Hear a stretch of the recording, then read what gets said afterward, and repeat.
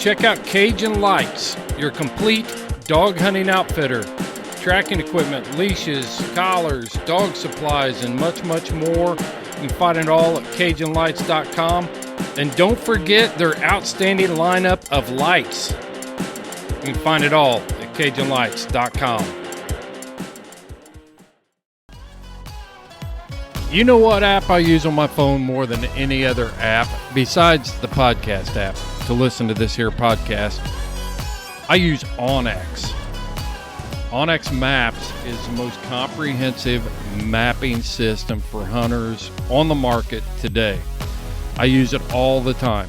When I was in New Mexico, I was looking at 40,000 acres of ranch that I needed to learn. I flip open onX and just start studying the map. When I'm riding trails, I put the tracking app on. It helps me get around in strange country. I could mark water sources, food sources, bear sign, just all kinds of options within onX. You need to check out onX Maps by going to houndsmanxp.com. Click on the link on our sponsor page. You'll go right to onX Maps, and when you check out, enter the code HXP20 and you will get 20% off of your order. Know where you stand with onX. Elite nutrition products are the hottest thing on the market right now for dog and horse owners. And Houndsman XP is a dealer. You can find all their products on our website at houndsmanxp.com. Over the past 5 years, you've tuned into this podcast, and I don't take it lightly. We have built a mutual trust. And when I recommend a product, it's because I believe in it, I use it, and I'm given my seal of approval for that. I'm putting my name on that. And with Elite Nutrition products, I do trust it. I do use it. I've seen great results with their essential dogs, their pre and probiotics, their tick-borne disease treatment. It's all natural. It's a great alternative to pharmaceuticals when used appropriately. If you expect extreme performance, you need Elite Nutrition. Available from houndsmanxp.com.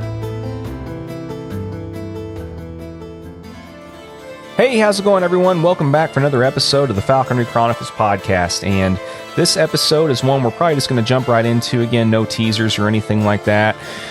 Rich and Bill have a very long history in falconry, particularly here in Indiana.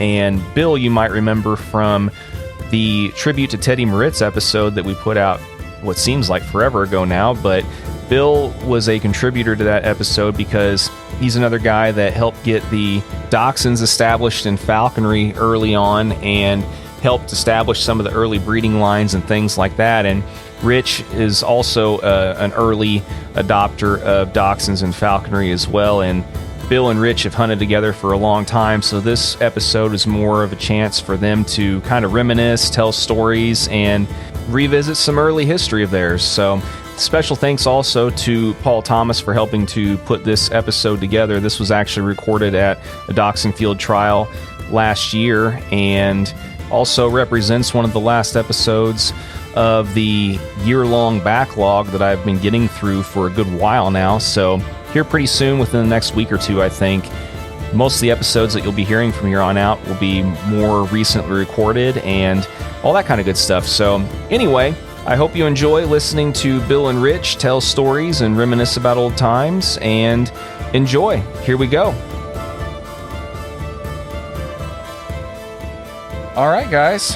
I really appreciate your patience. We were just kind of talking about the results of everything. Honestly, like if I knew that the best open would have turned out like it did for me tonight, I probably would have just said screw it and just went ahead and started recording earlier and just said she can go ahead and have the ribbon. But it's all good. You guys know it happens like that sometimes. Yeah. It is what it is. So, but anyway, sometimes you get it when you don't deserve it, and sometimes you don't get it when you do deserve it. Yep. And yeah, so basically just I'm curious, like how long have you all been kind of in this world like together? When did you guys first meet? Well, that would have been in the early 1970s. What, about 70? 73, 4? 4? got that Harris Hawk in those Harris Hawks in '72, and that was after that. So, And we just happened to meet up. yeah, I was just out flying it, Yeah. hunting rabbits, and he was. I was gun hunting. I had my shotgun, and we were walking a tree line. He was coming towards me, and I was going towards him. And I had already had a love for birds of prey, and I knew what falconry was. I wanted to be a falconer.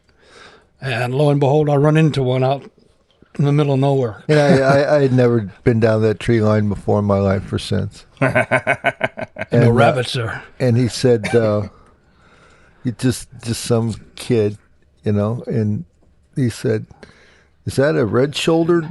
And it was a Harris Hawk, immature plumage Harris Hawk. And I thought, well, that's a pretty damn good guess. That's a good guess. I was trying to impress him, but it didn't work. I think I told him that's a good guess, but no, you're wrong. So, yeah, I mean, you weren't into falconry yet then. I mean, did you immediately try and jump into it right after you met him, or did it take you a little bit to come? Well, we exchanged, contact info, and we both lived in the same city. Is that when you lived on Burkett Street and I lived in Riverwood? No, you lived out there with your mom. Oh, was I still in South Bend then? Yes, Yeah. I guess I was. That's right. Yeah. And I never called him, and he never called me. And then probably a year later, my one buddy that I just met and just started doing some hawking with, Ted Nussbaum, he said, I got some guys over here, and they've got an IS Cooper's Hawk. I said, what? And I went over there, and I get over there, and it's Rich and his buddy. So you've been busy messing around with hawks, in the meantime. And Cooper's Hawks were very rare at that time, so they weren't believing that I had Cooper's Hawks until they came over and actually saw them, because I had them hacked. I hacked them in my neighborhood. He was hacking them. Yeah. And that was 74, probably. Yeah.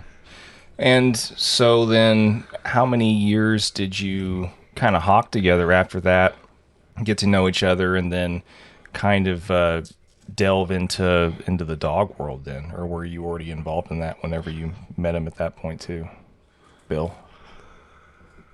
Well, initially we were red tail and beagle. Yeah. We did beagles. Had good beagles, good red tails. And Bill's probably going to say this, but I'll take his thunder, that him and I both had imprinted IS red tails. We flew them in a cast, not knowing that you don't do that. And, well, we were successful. Nothing major ever happened. Well, the one I flew, boy, if she missed the rabbits, you had to be careful. It was like having a Cooper's Hawk, imprint Cooper's Hawk. She was nasty, bitch. Yeah, she footed me once across the cheek. Remember that one day out there? And I thought, oh my God. She got electrocuted not long after that, which was kind of bad, but. It just made me think about that time we were out by the airport, across Bendix Drive, that big field, and there were a father and son, I don't know, 150 yards away. We didn't see them, but the birds went that way. So we go running over there, following the birds, and my hawk is latched onto this kid's fur collar. You remember that? Horrible. And I'm thinking, oh my God, so lucky that it didn't grab any, flesh. Mm-hmm. But incidents like that just make you. Oh, yeah. And those early Harris Hawks we had, they were taken out of the wild, and none of this domesticated, semi-tolerant Harris Hawks.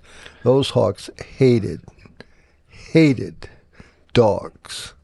So it's just funny how far Harris Hawks have come, to me. I bet.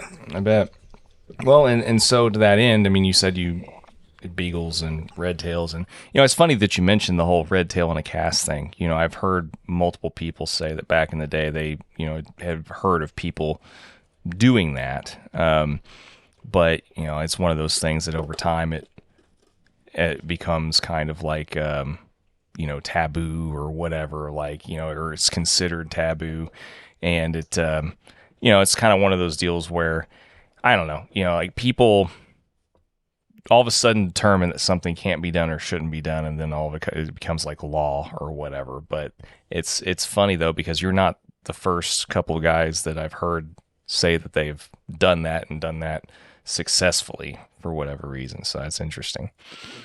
But to that end, I mean, you started off with red tails and beagles, but I mean, at what point did you all decide to start kind of venturing into and more specifically, the dachshund world at that point?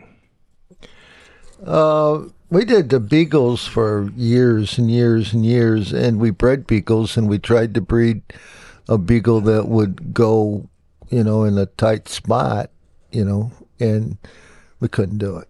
I mean, we had some little bitty beagles, but they just, I don't think you can breed a beagle to do what a dachshund could do. So then, probably in the late 90s, I saw an article in Hawk Chalk where Teddy Moritz had written an article.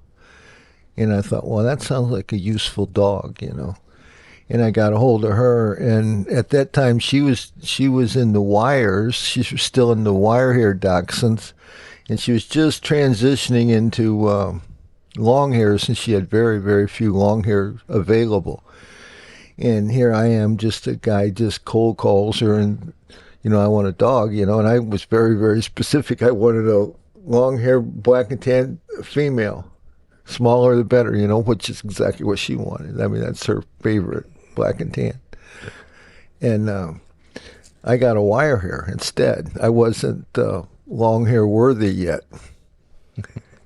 And so after a couple years of wire hairs, I proved that I was long hair worthy, and then she gave me some wire hairs, some long hairs, and then we got into long hairs, and been into long hairs ever since. And we're up in northern Indiana, southern Michigan, so you need a long hair there. You don't necessarily need a long hair in Georgia or Tennessee or somewhere, but up there, long hair makes a lot of sense. Sure. Well, and so, I mean, whenever you decided to start, after you contacted her and everything, I mean, and a little bit of backstory here, I mean, for the people who regularly listen to the podcast and stuff, I mean, they probably heard you mention a couple of these things just in passing whenever they listened to the episode that we put together as a tribute to Teddy. And, Bill, you were a part of that. And so, for those of you listening, if you heard that or whatever, this is kind of how this came together was, at one point whenever we were recording that, I wanted to make sure that I got your end of the history of all this stuff too, because, as Paul and other people have talked about, including Teddy, there's a long kind of,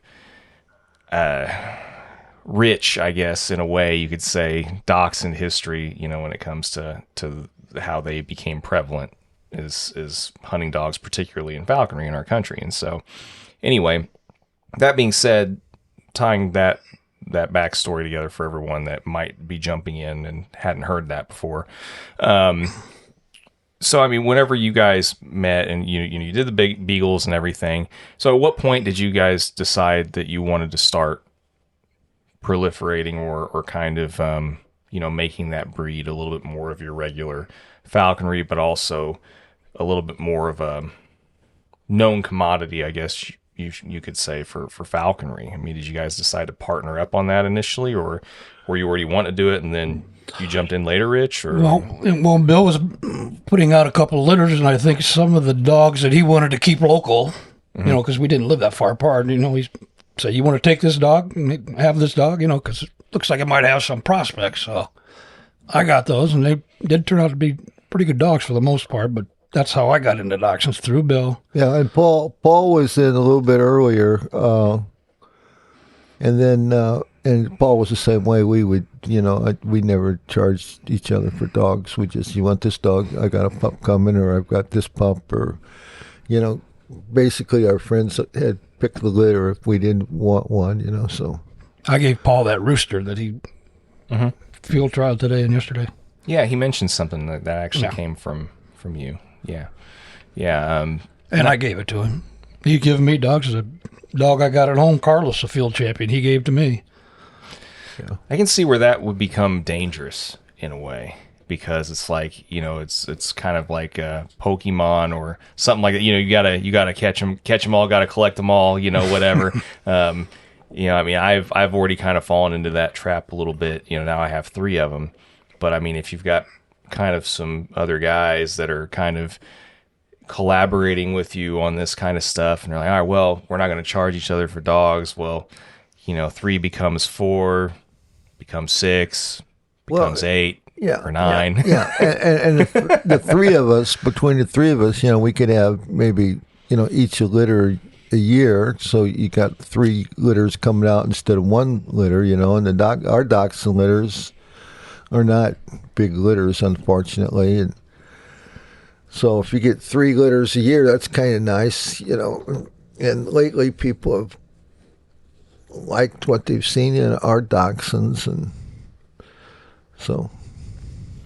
Yeah, like I said, just for the fact that, as far as maintaining some degree of discipline and holding restraint, it would be hard for me if I had a resource that was always willing to give me a pup when I wanted. It would be hard not to have just a whole, have your life completely overrun by them, Well, Paul did a good job of keeping them sold for us. So for the most part, as fast as we could put them out, they were on the road. Didn't end up having that issue too much. Yeah.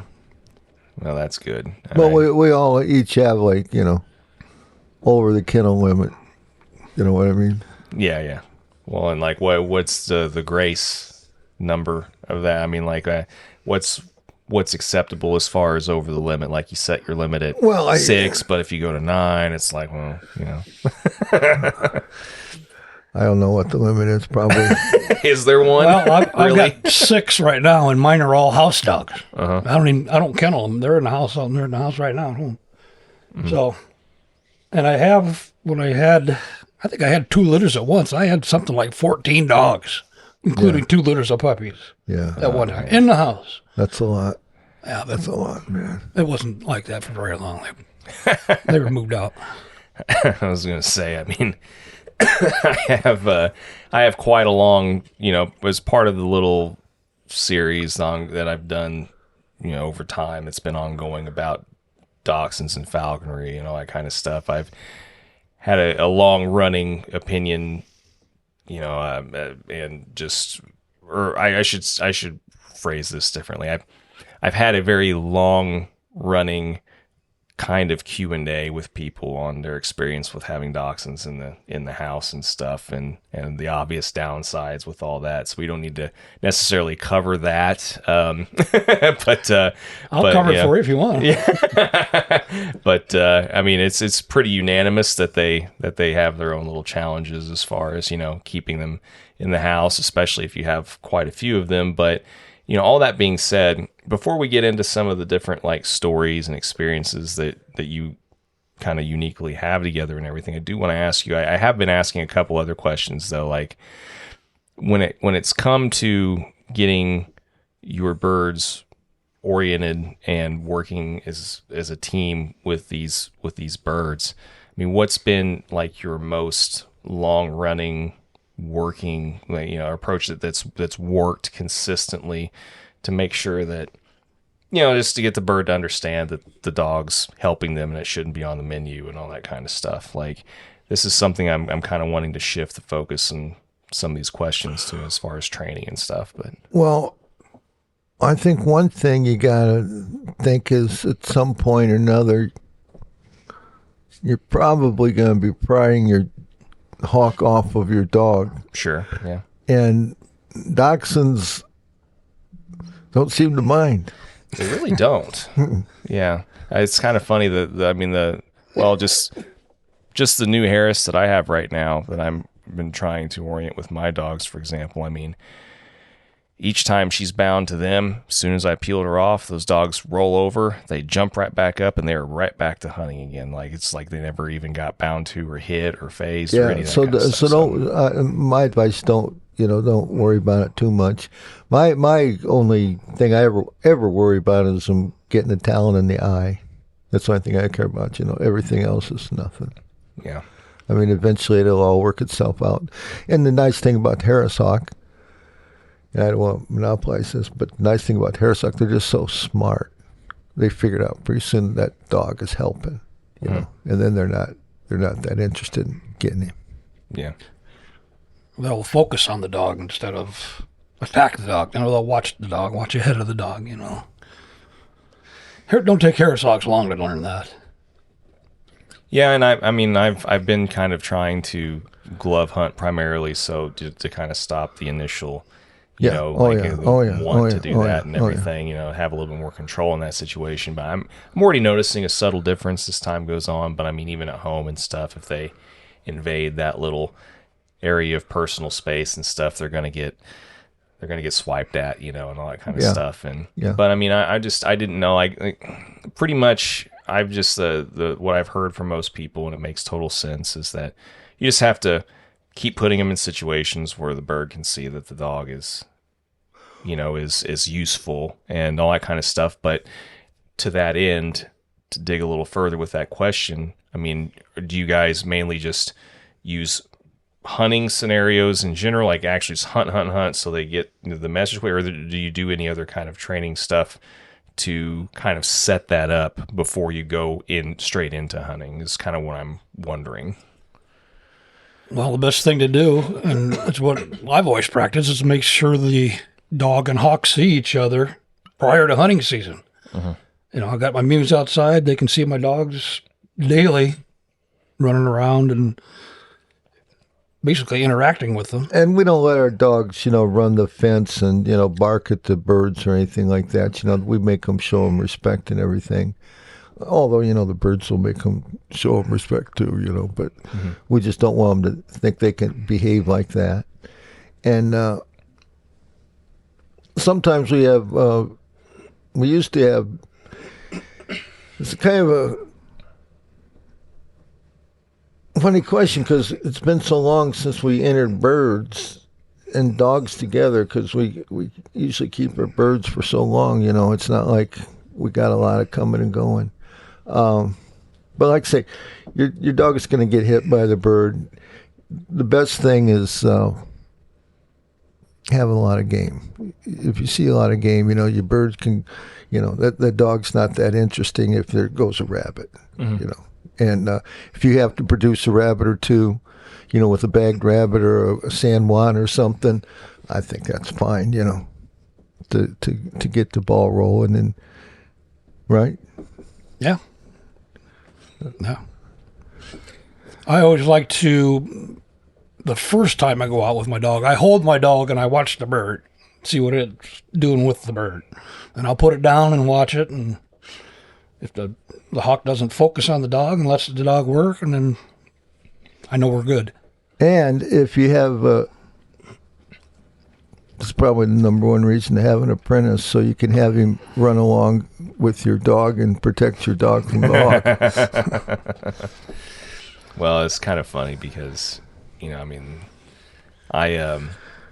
this was mentioned in one of the other episodes I did with another falconer that runs dachshunds, and yeah, it was kind of funny because he was saying that he had hit up Teddy at one point and asked her advice on how to work through some of the same issues, and her response to him was at one point was, well, you know they can hunt with just one eye too, right? It was a very Teddy response, but anyway, no, I'm just, like I said, this, instead of asking the couple of basic questions that I have been asking, I'm kind of trying to shift the focus more to more practical application, getting people's opinions on if they do anything special or different with their training to try and get the birds and the dogs working together quicker, and to get that relationship, you know, better understood between the two.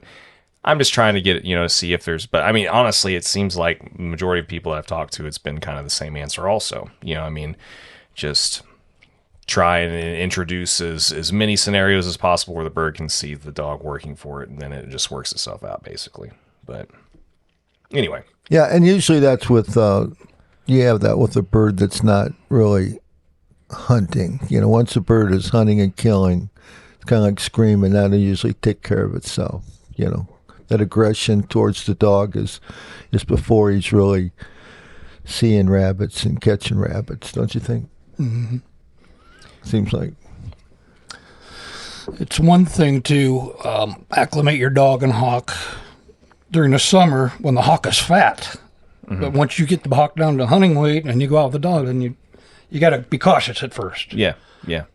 Well, and that's kind of the reason why I had to back up and backtrack a little bit is because I was trying to hunt them both together initially with the bird more on a lower hunting weight, especially for really hot, days and stuff. And she just didn't, it's my fault because she just didn't know what was going on. I mean, she hadn't made any successful kills or anything yet. She just 10-15 minutes go by and she's just like, all right, I guess I'll just go grab this thing. And that's basically what would happen. But we're getting there. Yeah, and that's another nice thing about hawking together with a guy. You got somebody who can help you. If your dog does get grabbed or something, if he's closer, stuff like that. That's nice.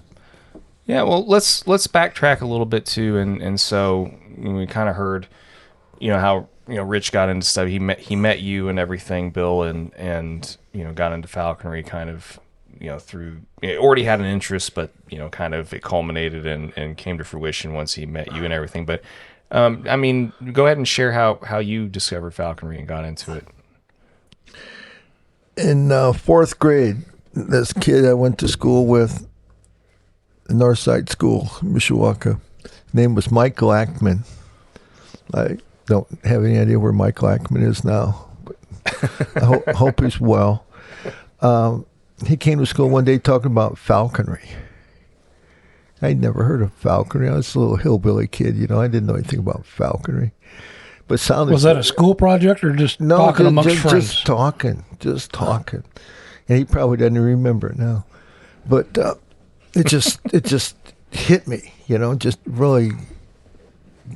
And I looked it up in the Funkin' Wagnalls Encyclopedia and got a little description, and it sounded better and better all the time. And that was the 4th grade, and I didn't dwell on it or draw pictures or anything. And then when I was a senior in high school, we were out down at Kingberry Fish and Game Area, and I saw a red tail fly over, and it was in May, and I looked up there, and boy, there's a nest. So I went up there and climbed up there and got this little red tail out of the nest, and I thought this was really cool, and I didn't know anything. I mean, anything. I think I cut up some belts to make jesses, I mean, there was no Northwoods or Mike's Falconry or anything, I mean, I don't know. Anyway, so I had this bird with me. I was just right out of high school, and I was over at my girlfriend's house. I was over at her brother's house, and I had my hawk with me, like I think a lot of young kids do, take it everywhere you go. And her brother's washing machine broke down, and the washing machine repairman came over and looked at my hawk and said, I told Rich, he said the words to me that changed my life forever. He said, do you know Mike Jones? He has hawks. Mike Jones from South Bend. I don't know if you know Mike Jones or not. No. I said, no, I don't know Mike Jones, but I soon found out who Mike Jones was, and he was a founding member of NAFA, and, just a local big shot there in that area. And now that you say that, the name does sound more familiar now. I know I've heard the name. And he was good friends with a friend of ours that just recently died, Jim Mills, one of the greatest goshawkers that ever lived. And so I got to know him a little bit, and they talked me out of that Eyas redtail, and they sent it to Germany and got 2 goshawks back. And what'd you get out of it? That was 1968. The next year, they asked me if I had any more leads on red tails. That's what I got out of it. But we were good friends. But that was in 68. They were getting 2 goshawks for red tails. If you knew the right black market guy, I guess. And I didn't. But well, it wasn't even technically at that point in time. I don't even think it's technically black market because there wasn't any rules or regulations at that time. I think did they even quarantine them then or not? No, I think that's right. I think there just weren't any rules. I mean, it was just like mailing pigeons, you know. Mm-hmm. Yeah, I mean there were catalogs you could still mail order birds and stuff out of and all that kind of stuff during that point, right? Mm-hmm. Yeah, no, that's cool. And so it just kind of grew from there. Then, I mean, how long have you or did you both collectively practice falconry before you had to kind of start to more or less kind of either progressively give it up or kind of sort of retire from it or whatever? I mean, or do you guys still fly birds? I mean, I haven't flown for a few years now because of my knees. Mm-hmm. Same with me. Knees. Last 2 years I haven't flown. I still got the birds, and hopefully I can pull it off next year because I still have the desire. Mm-hmm. But I think him and I hawked together close to 50 years together, him and I, Bill. That's a long time to hunt with somebody. Yeah, because I was like early 20s when I met him. Yeah. And I'm 72 now. Well, that's 50 years, if we'd have continued these last 2 years. But yeah, it was all day, every day. I think we both November till end of February. We wore our knees Not out. all day, every day, but I mean, we went every day. Right. And we got to where the first couple of years, when season opened in September, we were out there. And then that was, that was crazy. After a while, it gets really cover's so high and it's so hot. So we got to where we wouldn't go hawking hardly until the snow would fly or couple hard freezes. Thanksgiving time or something like that. And then we'd hit it till the end of the year.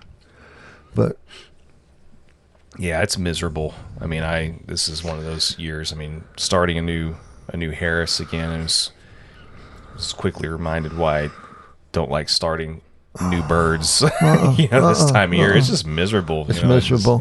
It's miserable, and they can't see anything, and so you can't be mad that they didn't catch it because they just got a glimpse of it, and then they're not that good to begin with. So yeah, it's frustrating. Well, and so I guess that's, I mean, pretty much going to lead us into what I kind of want the rest of this conversation, or, I guess you could even almost call it just a reminiscing, kind of session or nostalgia session, I guess you could say. I wanted to definitely get kind of you guys' intro into falconry and how you got into it and all that kind of stuff documented. And I wanted to ask you a little bit about the dogs too, but, as far as, basically, real quick though, going back to the dogs one more time, not to jump around too much. Is there anything else that you would like to add? Because I know Paul went over a lot of, of the history and stuff when it comes to, where a lot of the original lines came from and stuff whenever I did my episode with him and everything. Is there anything before we get into kind of you all's mutual stories and experiences together that you want to add just to kind of put it on record a little bit as far as the contributions that you've made to dachshunds and falconry in particular and stuff too? I mean, I know there's a lot of history there, but I just want to ask that before we move on to the other stuff. Well, I don't know. Did Paul show you that picture of us three and two other guys with all of our ribbons that we've accumulated with the first and second place ribbons that covered the whole wall? No, but it doesn't surprise me. We, as a rule, we're pretty lucky at field trials. They're competitive. Yeah, we're pretty competitive. But well, and out of curiosity, as far as, I mean, everybody kind of views field trials differently. Like I know that some people take them like really seriously, other people not quite as much, so on and so forth. The only reason I know, my personal reason for trying to get into it, was because I would eventually like to have some of my, stud some of my dogs out and have them produce other litters. And of course it just looks better. And sometimes you can obviously charge more money for the stud fee. But anyway, was that something for you guys that was always an off-season activity, like every year, like running your dogs in field trials? When we were doing the beagles, we were doing field trials too. We've always been field trial guys, always. So We were the two young guys that would come into those club trials and kick their butts with our beagles. Right? Yeah. I got a stack of ribbons at home that high of. We got a bunch of trophies Beagle from going club into trials. Beagle Club trials, and we weren't even club members. And we're I don't know. Well, we weren't teenagers, but we were young, and they were all like 60, 70 years old. And and a we couple did, whippersnappers come in there. and we didn't belong to the little club or anything. We just it's like this. It's an open trial. It's an AKC event, So we'd show up and win their little ribbons and stuff, and we just laugh our asses off on the way home. Well, and then what about the dachshund trials in particular? When you started doing those, I mean, what were some of the biggest differences that you saw at how the beagle trials were compared to the dachshunds, as far as the relative applicability, I guess you'd say, of how these dogs really function? No, and most of the beagle trials, the beagles could run a rabbit. Mm-hmm. Okay, that's enough said there.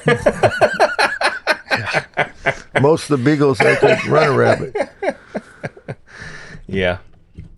Well, you got to be happy that some of the people are willing to bring their dog and enter it. Just points to point. Some people get points. Somebody they want to do it to get their dog exercise, to train it a little bit, to get it going on rabbits, and they're willing to pay that $25. And we would come in. We would specialize in spring trials, and our dogs were just a month off the hunting season, and just like an Olympic athlete and peak condition and everything, and just a little bit more to do before we absolutely have to shut it down for the molt and for the summer. So it was wonderful. But the dachshunds are more competitive now. This is what Paul tells me. I haven't been to trial in a few years, but he says they are more competitive. And there again, I think we had hawkers starting foremost with Teddy Moritz and her influence. I think we had a lot to do with the overall competitiveness of dachshunds, show dachshunds and all kinds of dachshunds in field trials. Legitimately, not being promoted and helped out. Legitimately, dogs are better now. Yeah. And that's great. Well, because especially her and yourself and some others have done a lot towards just making sure those genetics were that much better. Over time, that alone, is going to improve competition in and of itself whenever you've got a lot more of those types of dogs being produced, for sure. But, is there anything else that you want to add to that? Other than the field trials and stuff, what other, as far as, dachshunds go in particular too, is there anything else that you want to add, or as far as, just, even just like the historical aspect of it, or, just anything like that, before we move on to some of you guys' experiences, hunting together and stuff? Or I think Paul's got a ribbon that one of our dogs won from up in Madison field trial. It was the very first field trial he ever had. So we've been around since the beginning of field trials, modern dachshund field trials, which is nice. I think it was 98 or something like that. Who was it that actually established the AKC? Who was it that initially really started the dachshund field trials and stuff? Do you know? Dachshund Club of America, I suppose. Yeah. Okay. And the rule book is just almost identical to the beagle, where they judge beagles. Yeah. Except that the beagles can actually run the rabbits usually. Some. Yeah, I got you. All right, well, cool. Like I said, I know we could probably go into more detail with all that kind of stuff, but like I said, a lot of that stuff has been already kind of, documented and stuff. But what I'm really interested in, though, over the rest of this recording is, this it's not very often I get to talk to people, as kind of like a pair, or they just have had that much time, hunting together. especially in falconry.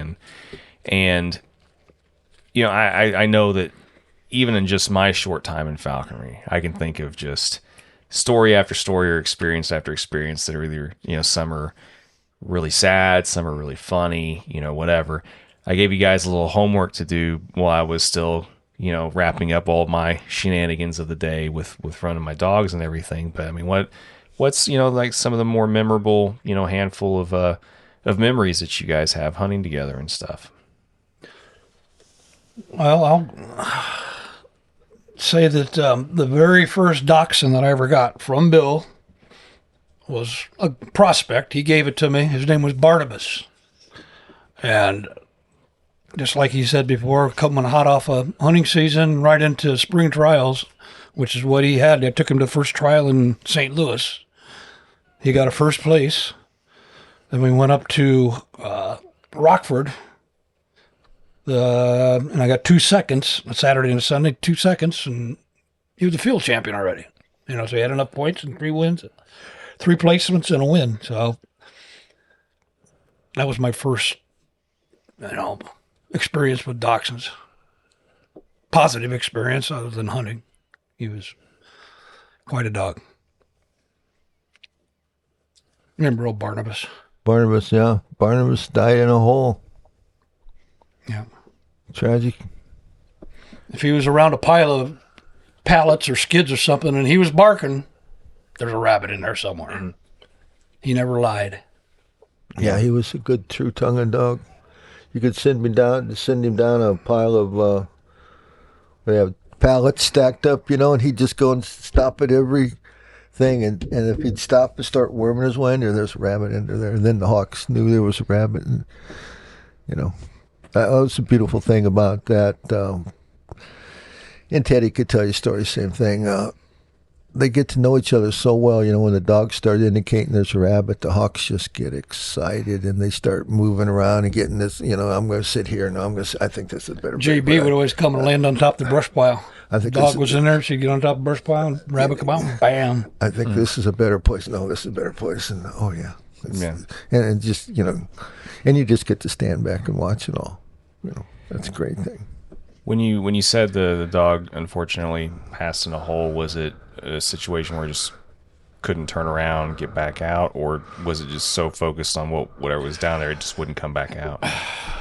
It was early winter, and he went down after a groundhog that hadn't hibernated. It was kind of warm that day, but that night it got cold, and it was dark, blowing, snowing. I'm laying out in the weeds, calling for him to come out of there. I hear him barking. He wouldn't come out. Mm-hmm. Couple hours, I'm laying on the ground.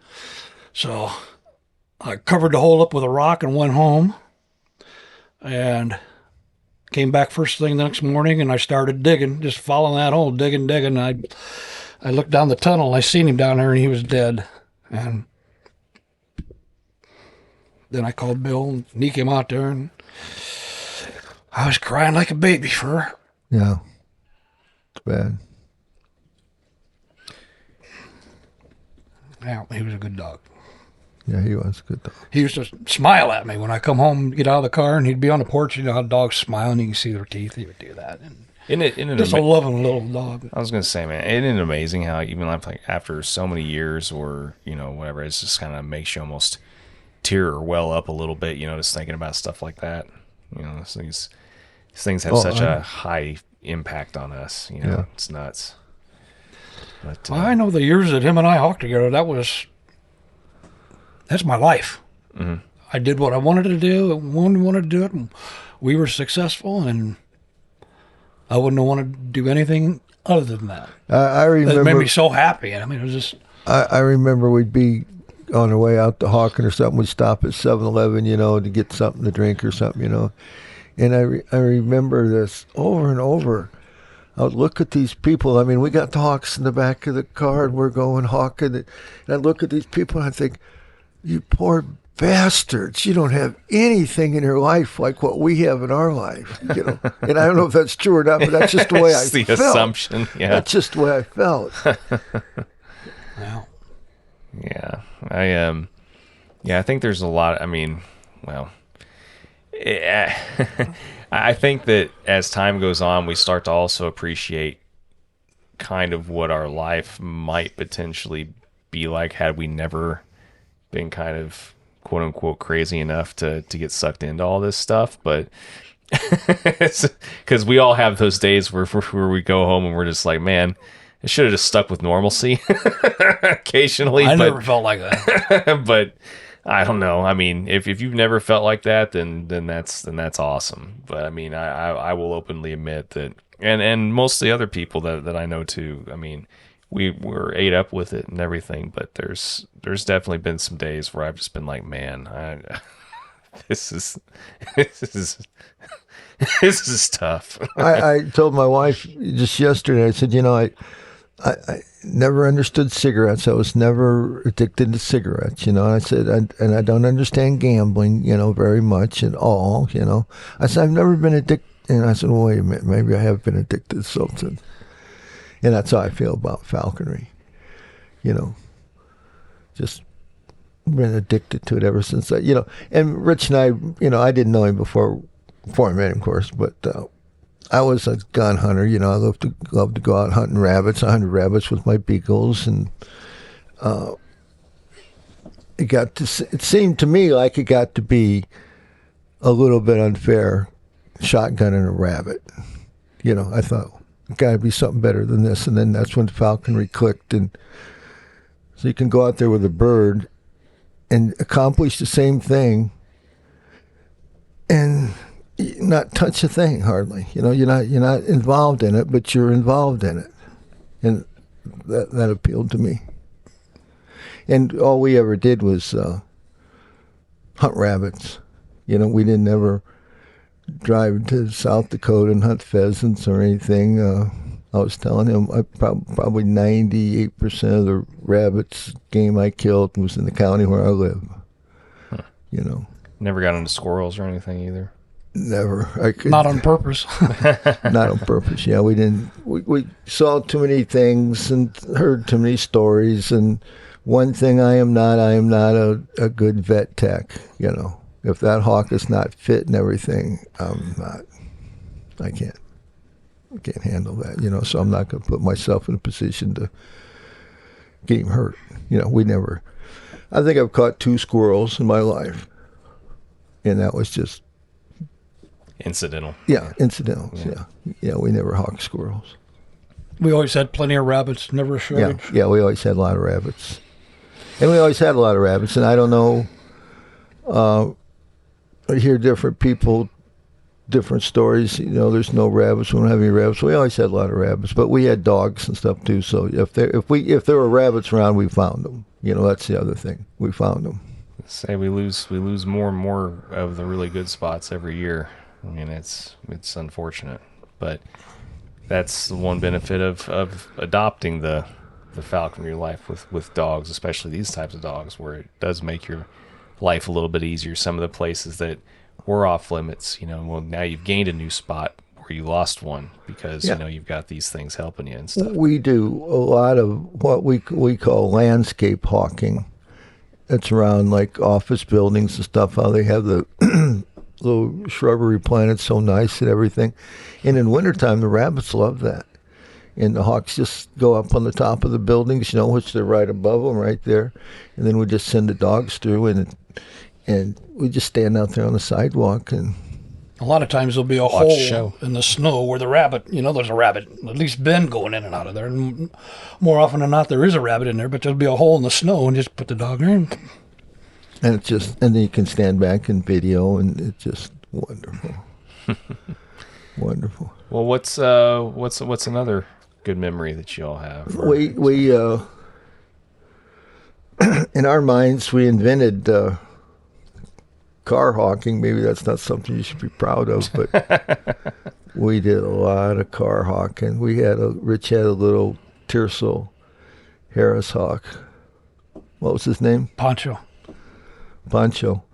And we would, I'm not telling you anything, but falconers are egomaniacs, right?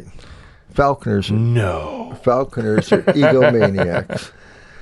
And never heard such a thing. we would we would have this little tercel Harris hawk, and we had a tablet, like a Pad of paper, you mean? pad paper, to keep track of how many kills he would catch in the morning before we went to work. We would get up at like 5 o'clock, butt crack of dawn, and go hawking.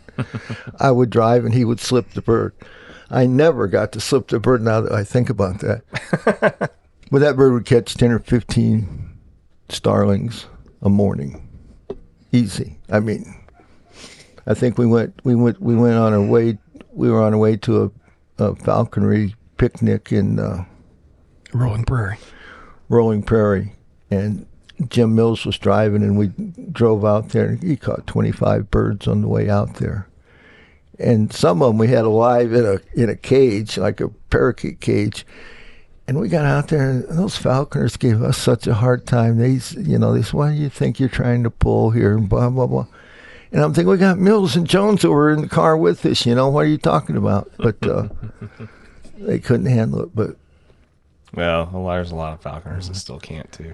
But it's besides the point. But anyway. Yeah, road hawking is a lot of fun. It is, yeah. I mean, I agree. I mean, it's especially with kestrels and stuff like that. Oh yeah, we did. Tons of fun. We did a lot of kestrel road hawking. I had a Eurasian kestrel, and well, that sucker could take some big birds down. What else you got? Didn't you make a list? I dropped it under the table, and I can't reach it. Oh, one thing. I think. There we go. Yep. We think.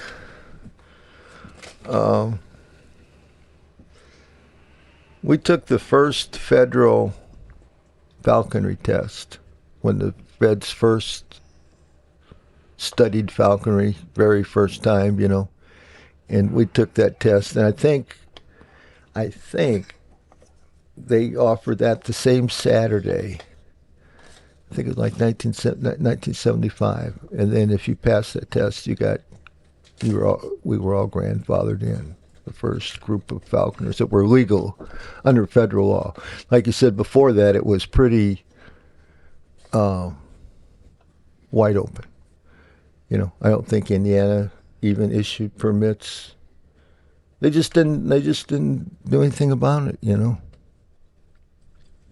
there's a lot that changed over the years. It's been interesting talking to so many guys that were kind of like yourselves that started before, the rules and regs were officially in place and all that kind of good stuff. And it's always interesting hearing what their different, unique perspectives are with all that. And do you know who Mike Melville is? No. Mike Melville was a funny term. He's African American falconer. He's a white guy. He's born in South Africa and came over here, and like Elon Musk, African American.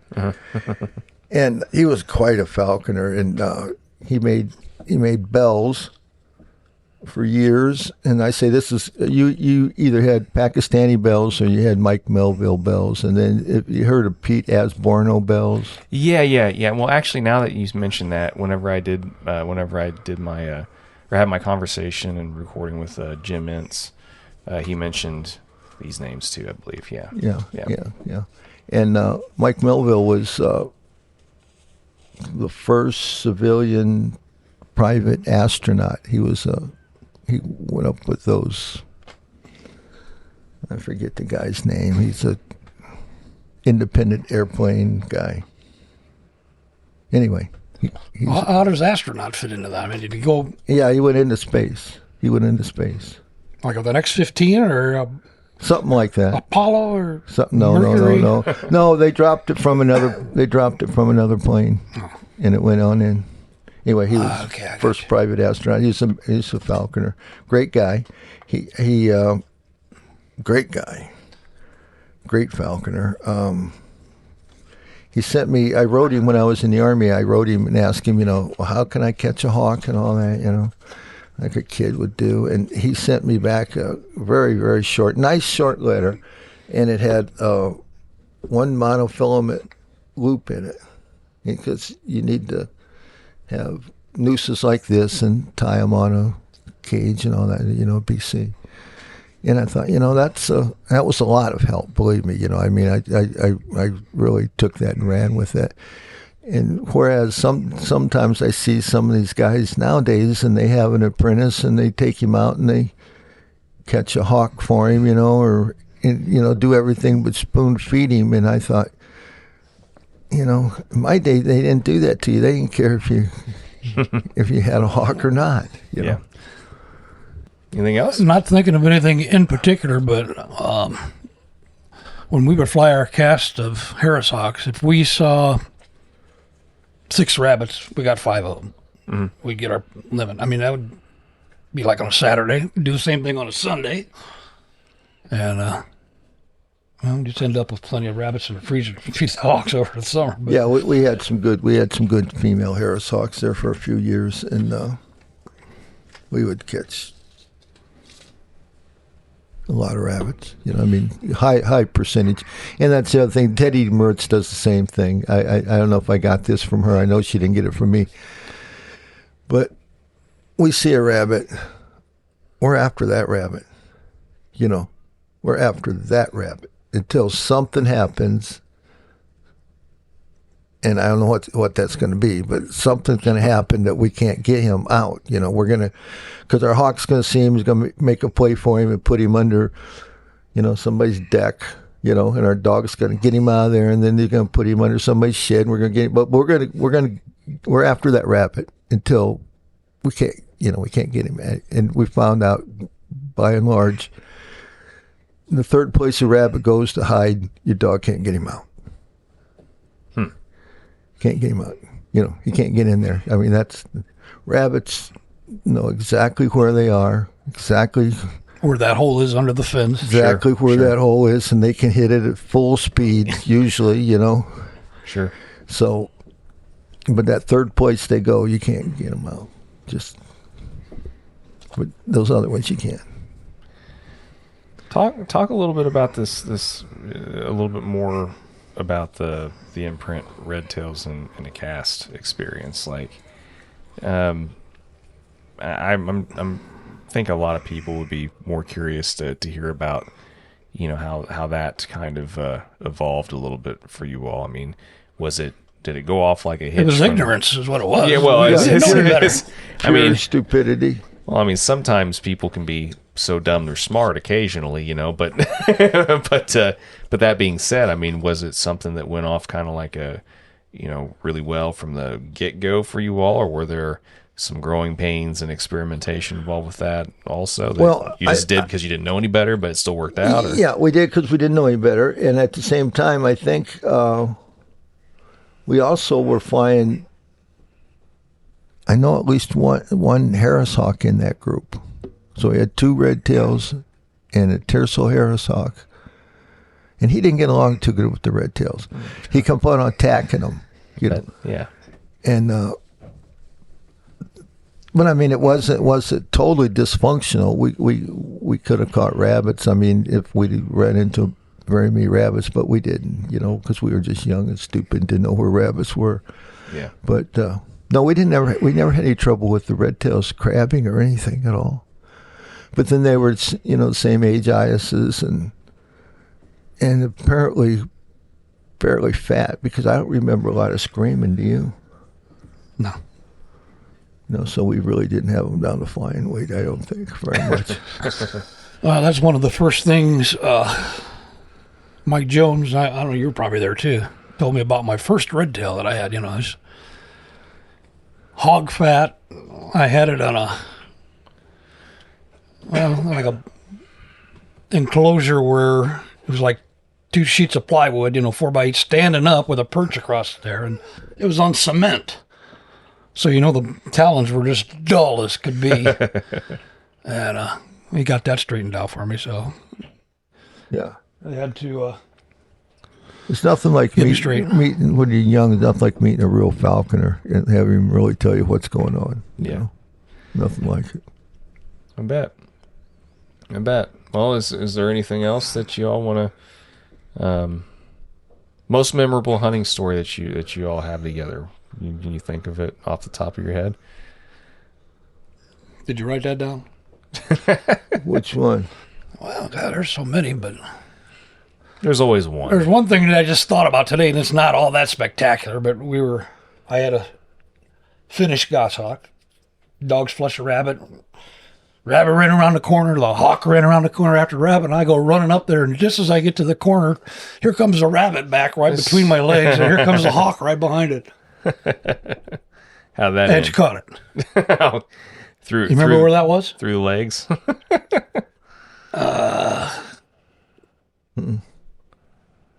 Over by Speedway, up around the curve, Okay. Yeah. where they have the evergreens out in the front that are real low to the ground. They usually had a lot of rabbits, and we got a lot of rabbits out of there, but that's where it was. And we'd fly our Harris Hawks in the cast, and not a lot, but several times we'd chase the rabbit to a hole, and the dogs would go in, and 2 rabbits would come out, and both hawks would catch a rabbit. That happened a couple A times. few times, not a lot, but a few times. That was fun, and sometimes those, I don't know if you've seen this or not, but sometimes those rabbits come out and they're balled up like a bowling ball. I mean, like a cannonball, and they come out, and I've had them hit me right between the eyes. I'll be looking in that hole, and they'll be. One night, it hit me right between the eyes, and it bounced off and right into your arms. Yeah. Yeah. Yeah. And a few winters ago, the dogs went in just a regular hole in the snow, and all of a sudden, a big, beautiful red fox came out of that hole. And I thought, my God, how did he get out of that And hole? the thing was, that day, it was so cold, our iPhones wouldn't work. Remember? Yeah, we couldn't get It was anything. right over there by that credit union. Yeah.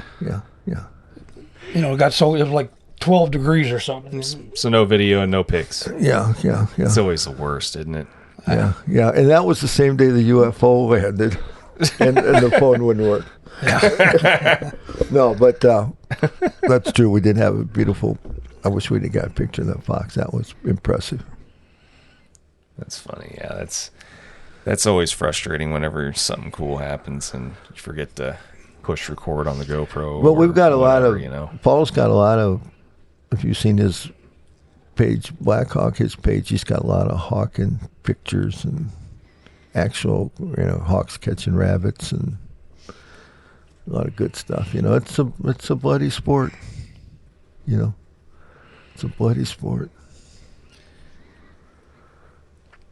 I'll think of a lot of stuff after we hang up. Just want to say hi to Teddy, She's so thrilled when people do take their dogs to field trials and stuff, and show them off. She just loves those dachshunds so much.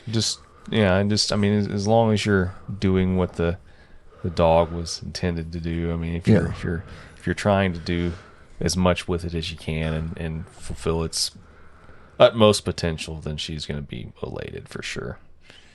We were at a field trial in Illinois, and this woman came by, and she was, I don't know who she was. Very nice lady. We got to know her later on. She was a very nice lady, but first impression, she was and she looked at our dog, and she looked at one of our dogs, because all of our dogs kind of alike, and she said, "Your dog looks like a ferret." And I said, "Well, thank you." She said, "They're not supposed to look like that." I said, "Why are they supposed to look like that?" She said, "They're supposed to have a big, deep chest so they can breathe when they get underground." And I said, "Lady, if they got a big, deep chest like that, they're not going to be able to get underground." Breathe down there, for that matter, really. She was that one lady, remember her? Always parked by us over there. She was nice, but that was funny. She thought she was cutting us down, and our dogs are different. I mean, we don't see dogs like our dogs at the field trials. They do look more like ferrets than a dachshund. Yeah, in a lot of ways. Yeah, I mean the Black Hawk dachshunds definitely fill that more unique niche. When it comes to the size and that kind of stuff. And if you really need a lot of hole work, then sure, that's Yeah, and that's exactly what it is. it's what you need a dog for, and what kind of country you live in. You know, if you don't have holes, or if you're, you know, we use them a lot underneath cars and stuff. You know, and we hawk, you know, just industrial parks and stuff. You know, so it's nice. You know, because to me, it was extremely frustrating the first 5 or 6 years of hawking. You have a red tail, you know, and you got one, he's cooking and everything, and rabbit goes around. He's right there, and the rabbit goes in a hole. You know, you can pull out your little fireworks, try to smoke him out or whatever you want, but, you know, chances are you're not going to get him out of there, you know. Yeah. And I don't know, but I had no idea for a long time how many holes there are out in fields. You know, now we know where all the holes are. You know, I mean, seriously, we know where all the holes are in the fields that we go hawking in, because we've visited them, most of them, at one time or another. But if you don't know that, you don't know rabbits really use holes a lot, you know. So I'm not really that crazy about mine going down holes. I like them to go into brush piles. Yeah. Well, that's why I like. Because I've had to dig too many of them out. Yeah, the holes. I don't know if I could do it anymore. Yeah, holes make the palms of your hands sweat. You know, what you're serious. So it's like having a bitch that, you know, you want to have a nice litter of puppies and everything, but you're putting your bitch's life in danger when you breed her. I mean, that's a fact. Don't you agree? Yeah. I mean, anything can go sideways. Well, yeah. Unfortunately, though, you can't have any puppies without that. You know, unfortunately, but exactly. Yeah, it is kind of is what it is. It's all a mitigated risk, but yeah. I mean, where I'm at, I don't need mine to go into holes. Thankfully, we don't. Yeah. We just have a lot more thick brush and briars and stuff, and as long as they can navigate in and out of that, I'm a happy camper personally. I don't. Yeah, I feel the same way. The other thing that I like to do, especially with, you know, guys like yourselves who've been around for a long time and doing this stuff for a long time, is you know, towards the end especially, but not, I mean, at some point in the recording, I always like to get people's piece of advice or biggest, like, you know, sentiment or something they'd like to pass on to either current or future generations of falconers. And just, you know, like I said, usually just like leaving it with that. But that being said, I mean, what do you guys think about that? I got one right off the bat that I can think of. If you have to choose your dog or your wife, I'd take my dog.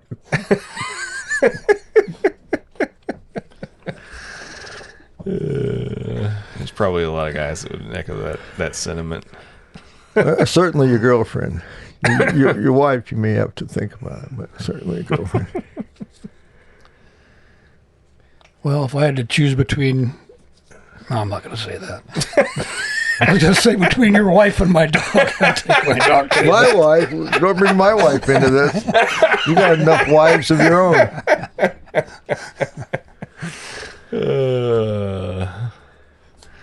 That's so funny. You can always tell people that have known each other a long time. Yeah, and it's been a ball, you know. And I don't think Rich and I have had a cross word. I mean, and I've you know, known a lot of people that I don't talk to anymore, right? I don't think we've ever had a cross word, really a disagreement about anything, you know, that I could think of, dog-wise or hawk-wise or... Well, anything. I know, I think that hawking without a dog is futile. I mean, if you aren't hawking with a dog, you're only getting half the fun out of it. Just walking up rabbits is no fun. Yeah. Getting a dog, working with the dog, watching the dog, you know, interacting with the dog, and see the cooperation between the dog and the hawk. And Teddy and I agree with this statement. If you don't have a dog, you are the dog. Sure. And there's a lot of guys, I think, that for whatever reason, I mean, I hawk with a couple of them right now, especially, that they have zero qualms whatsoever being the dog, because they either A, don't like dogs, and B, just don't have the patience to make that relationship work. Just some people just aren't dog people. I don't know. Whatever. I don't. And those are the kind of people that won't pursue a rabbit, like Bill was saying. Oh yeah. If that rabbit goes let's get another 100 yards over there into that brush pile, let's just get up another one.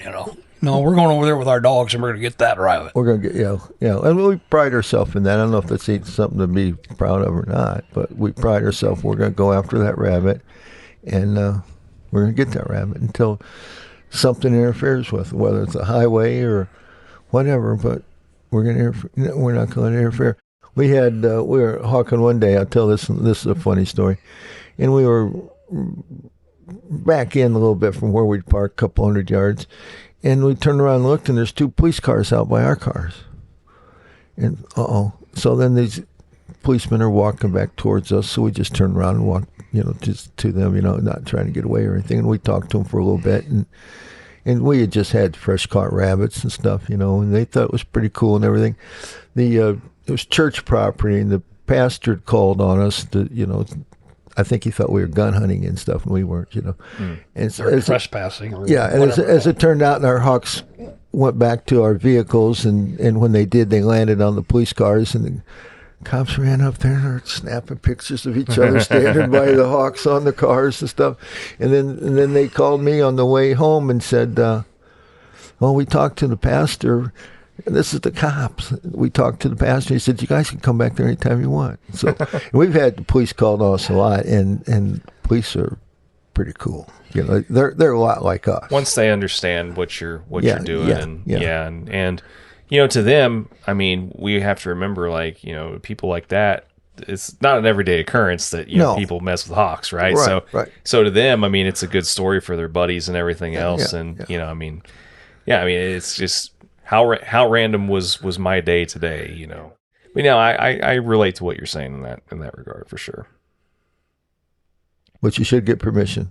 Yeah, that's a good idea. Yeah, for sure. And whenever I have had permission, it did feel better. Well, it usually does. There's not that lingering little voice in the back of your head. I know I shouldn't be here. Yeah.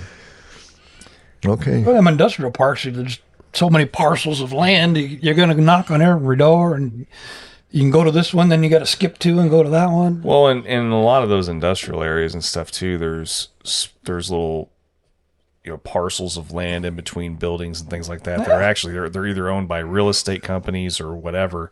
Like, there's not anybody that there's officially really that you can even really contact, even right. Right. So anyway, and we wouldn't really do it during office hours. I mean, we go. Who's going to notice or care about somebody that's walking through a industrial park with 4 dogs and you got a walking stick, or they're just out for a little stroll? They don't notice the hawks up on the buildings. Sure. Yeah. No, I feel you. But anyway, to that end, I mean, we can go ahead and start kind of. Well, we can pretty much come close to wrapping this up or whatever. But Rich, I mean, is there anything else? Sentiment-wise or advice-wise that you want to... Suppose I ought to tell Bill now before he croaks that he gave me some of the best years of my life being able to go hawking with him as much as we did for all those years. Yeah. But, I feel the same, Yeah, that was...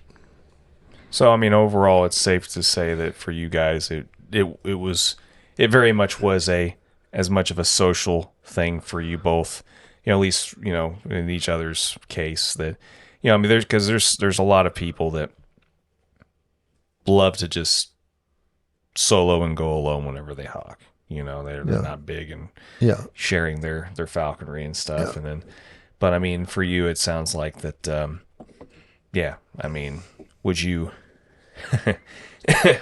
would you encourage then other people to try and pursue that also and find some people that they can relate to in that regard, or is it is it one of those deals where you're just kind of like whatever? I would encourage them to do that. Yeah, it's more fun when you have someone with you, someone that can assist you and you can assist them. If you're flying a cast of Harris hawks and you got 2 dogs down and they catch a rabbit, what are you going to do? Yeah. You can't make into 2 hawks with and 2 dogs running around. You don't know where that. You got another person there to help you. And keep an eye on the dogs. Paul joined our group, and we had 3 of us there for a few years. And oh my God! And he had an outstanding female. We all flew in Harris Hawks, and I mean, I remember some weekends that no rabbits got away, that we kicked up. None of them got away. We accounted for them all.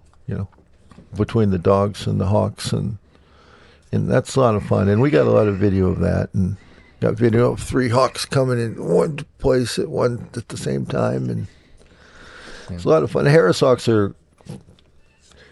I definitely encourage people to fly Harris Hawks in a cast, at least a cast. I don't know about a big old mob of them. I don't know how much fun that would be, but at least a cast. We did that one time. Yeah. What did we have, like 5 of them? Yeah. And it wasn't all that much more fun, Got a lot of rabbits. 4 or 5 can be fun to watch just because of the sheer chaos of it all. Yeah, But, yeah. Then we had at least a half a dozen dogs down, too, but there was 8 or 10 falconers. Yeah. That's when Joe came over from Ohio. Yeah, Joe Dorian. Yeah. The Joe. Every time I'd see Joe, we talk, and he goes, "Do you know so and so?" And I go, "No."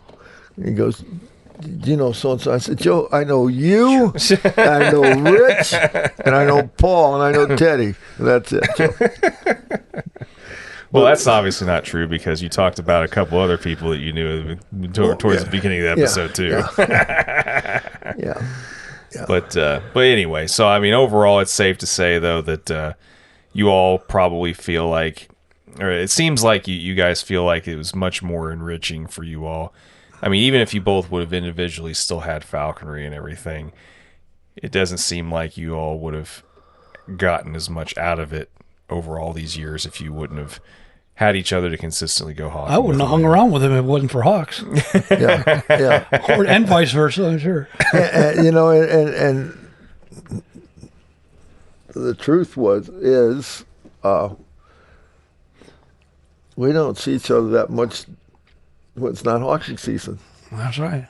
He has a life, I have a life, and we see each other at field trials, and we're not just best buddies going out drinking. I've never been out drinking with him or anything. We just have a common. November's right around the corner. Yeah. Common addiction. We see each other about every day and contrary to what people think, you can fly Harris Hawks down to about what? I'll say 20 degrees if it's sunny, huh? Yeah, easy 20 degrees. Yeah, easy. The key that I found with that is that it's just they can hunt in actually pretty cold conditions as long as you keep their feet from being continually moist in that environment. Like if you dry them off and stuff, and make sure that that's all taken care of or whatever. After the fact, they're not going to get frostbite near as easy and stuff. But if it's 20 degrees and blowing and snowing. Well, in all fairness, most birds are going to shut down in that anyway, except for maybe your goshawks and stuff. Yeah, but, and I always said, rule of thumb, if it's too cold for a Harris Hawk, it's too cold for me. Yeah. Well, you can't say that with a goshawk, Yeah. Or a red tail. Well, yeah, no, I like I said, I can relate to all that other stuff too. We're usually we come, like, our hunting group comes together during the season. And then usually after the season's over, we're ready for the 4 to 6 month break that we're going to have away from each other again. Yeah. But and we would always treat the season like, I did anyway. Like, I kind of go every day. He was on the damn fire department for years, so he's on and off and like that. But the days he's off, we're hawking. I take vacation days, we're hawking. And then after he retired from the fire department, almost every day, once we started, almost every day. Yeah. Right? Well, the hawks were keen enough, we were going hawking. Yeah. And if you go and give them a half a crop or a crop, most of the time they're not going to be ready the next day. Yeah. And sometimes when they were ready, we were ready. Sometimes we agree, okay, we're going to feed them up, and then we won't go for a day or two or something. But pretty most of the time we were every day. And I would have gone by myself. Like you say, solo, and I did a lot. But like I say, when he was in the fire department, I would go on those days when he was in the fire department. It wasn't this much fun. Mm-hmm. It wasn't this much fun, really. I mean, just not as much fun. It's like you got a single shot shotgun or you got a double barreled shotgun. What do you want to hunt with? I want to hunt with a double barreled shotgun. That's what, having that second. And our Harris Hawks would fly together for years and years, so that first one might pin the rabbit down, the second one might come in and take him. You know, we got some nice video. And we had a lot of fun. But like I said, that's all we hunted, rabbits. That's all we had. We didn't go. We're not very adventurous. We didn't go to St. Louis or North Dakota or anything. We just stayed around our house and hunted every day. Well, if you got plenty, that's what makes you happy, then, whatever. To each their own, for sure. But anyway, fellas, well, I mean, I can let you all get, back on the road or do whatever it is that you feel like you need to do or whatever. I mean, I've taken up enough of your time, and you were more than patient, with what did you get today? You got first place in open dogs? Yeah. Great. Congratulations. Yeah, thanks. Yeah, it was kind of funny. I was telling some of the other guys, I was afraid to continually run this dog that got first place today because I was afraid that he would get first place eventually.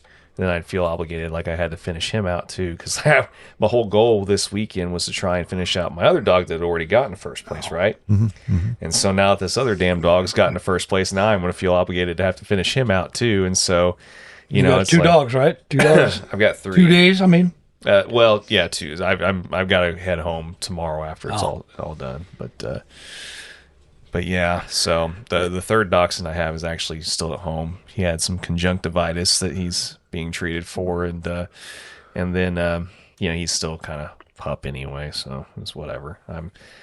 I was kind of on the fence to whether or not to finish them all, and I was mainly going to finish 1, but now it looks like I'm going to finish freaking 2. So anyway, great. Hey, and Paul told me to be nice, but I've got to say this: those paint roller pole perches, what do they call them, T-perches? Oh yeah, T-perches, yeah. Those are not necessary. Unless you live in Nebraska or something. There's a lot of perches out there. To each their own. To each their own. To each their own. Both of the catches that my Harris has gotten this year have been off a T-perch. Oh my God. And hey. Now, if we'd have known that, this may have never happened. Yeah. No, if that's what people like, that's fine with me. But what he was getting at, there's so many trees out there. What do you need a T-perch for? Not in the middle of an open field. There's not. Yeah, well, if there's a tree over there 100 yards, it's a tree line. Well, we're not going to settle this here. It's like T-perches are like politics. You're not going to settle that. Yeah. It is what it is. It's all good. Yeah. But so do you fly one Harris Hawk at a time? Is that what you're flying? Just one? Right now. Yeah. Yeah. I mean, well, I'm going to be flying a Finnish Goss for another friend of mine too. It's going to be a breeder for him again next year, or I shouldn't say again. It's going to be a breeder for him next year, and he was wanting somebody to fly it to get it more amicable social, to be a breeder, next year, and so.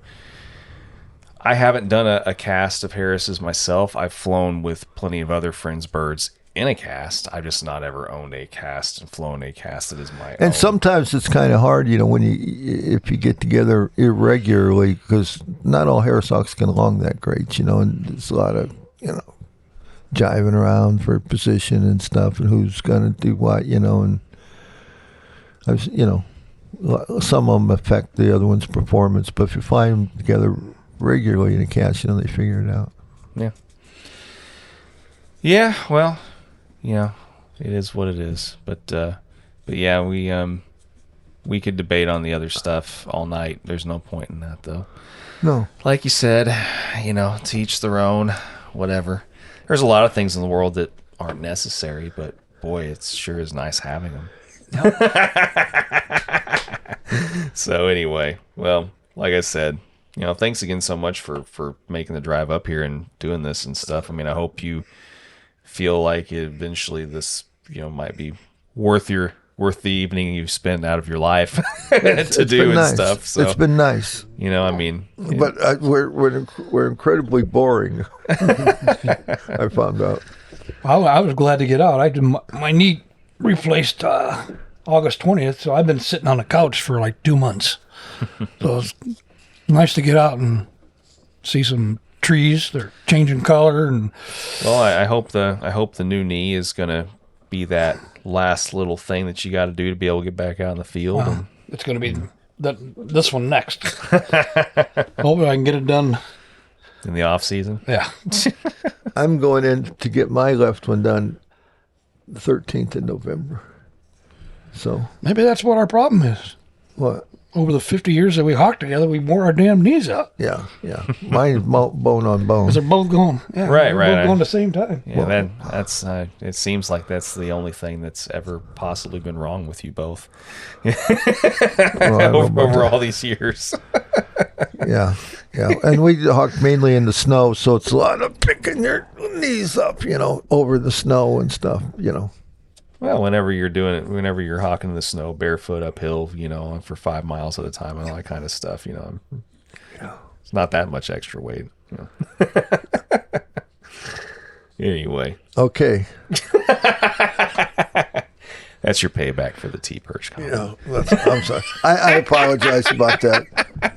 I apologize. I had something else I was gonna comment on, but maybe just shut up on my head. It's all good. I've really enjoyed this. I really appreciate you guys doing this. It's always a nice change of pace for me to be able to do these, kind of multiple person duo kind of. How many have you done interviews? Oh, well, I mean, I just put out number 137 or something. Really? And I've still got like another 20 something that I haven't put out yet, almost 30. And yeah, like I said, I've been at this. I was gonna criticize Jack Russell Terriers too. Well, you can do that all you want. That doesn't affect me at all. But anyway, but yeah, I've been doing this for about almost 6 years now, actually, and so hopefully by the time it's all said and done, whenever I'm ready to throw in the towel on this end of things too, on my end, and everybody that's participated will find that having their stories preserved and all that kind of stuff is going to be something cool, That's powerful, really. But yeah, so thanks for being a part of it. Yeah. Thank you. Hopefully, hopefully once everybody gets their knees, hips, and shoulders and everything else replaced and stuff, it'd be cool to go and manage to get out in the field at some point in time. Sure. So, but if you're thinking about going hawking with us, 2 years. Look at 2 years. By the time all of our knees are ready and stuff again, I'd say, wouldn't you? No. Year and a half? I'll catch the tail end of this year's hawking. Okay. Well, Maybe December, January, if we get them both done. I had heart surgery and I was backed up hawking pretty quick, wasn't I? Yeah. Like 2 weeks after open heart surgery. Yeah, well, anymore, they almost have you running laps and doing all kinds of stuff. That's later easy. in the day. easy surgery. Yeah, I never had a drop of pain with that or anything. I bet not. No, bet not. Easy. Yeah. All right. Well, Okay. any last thoughts, fellas? You good? No. Well, thanks It again. was fun. Thanks again. Glad you had fun. Well, and, thanks for inviting us. Yeah. And hope you have a safe drive home, and we'll hopefully get a chance to do this again sometime in the future. Yeah. Thanks again. Okay. Okay.